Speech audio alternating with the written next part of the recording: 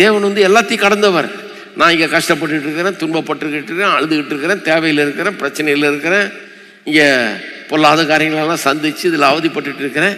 ஆனால் அவர் இதுக்கெல்லாம் தூரமாக, அவருக்கு இதெல்லாம் தெரியவே தெரியாது. இதை பற்றி எந்த அறிவும் கிடையாது, அவருக்கு தெரியவும் முடியாது. ஏன்னா அவ்வளோ தூரத்தில் இருக்கார், அவர் பிஸியாக இருக்கிறாரு.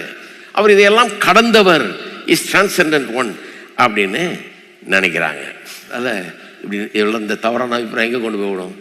அப்போ கர்த்தர் நம்மளை பற்றி எந்த கரிசனையும் உள்ளவராக இல்லை, அவர் நம்ம வாழ்க்கையில் இன்ட்ரெஸ்டடாக இல்லை. அவர் அங்கேயே உட்காந்துட்டு இருக்கிறாரு.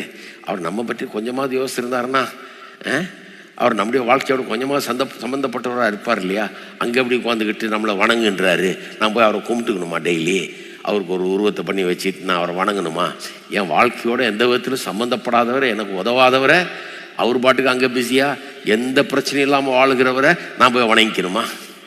அதனால தான் கிறிஸ்தவம் போதிக்கிறது, நம்முடைய தேவன் இந்த தெய்வம் ரட்சிப்பது போல எந்த தெய்வமும் ரட்சிப்பதில்லை. சாத்ராக் மேஷாக் ஆபேத்நேகோ கடை அக்னியில் போடப்பட்ட போது அதான் நடந்தது பாருங்க. அங்கே வந்து 4வது மனுஷனாக வந்து இயேசு அங்கே அப்பியர் ஆகிறார். அவங்கள வெளியே எடுக்கிறாங்க, 3 பேர் தான் இருக்காங்க. கடைசியில் அந்த தீயினுடைய வாசனை கூட அவங்க மேலே இல்லை. ஏன்னா அந்த 4வது மனுஷன் வந்து அதிலிருந்து அவர்களை காத்து கொண்டார். இதை பார்த்த ராஜா சொல்கிறான், இந்த தெய்வத்தை போல ரட்சிக்கிற தெய்வம் வேறு எதுவும் கிடையாது.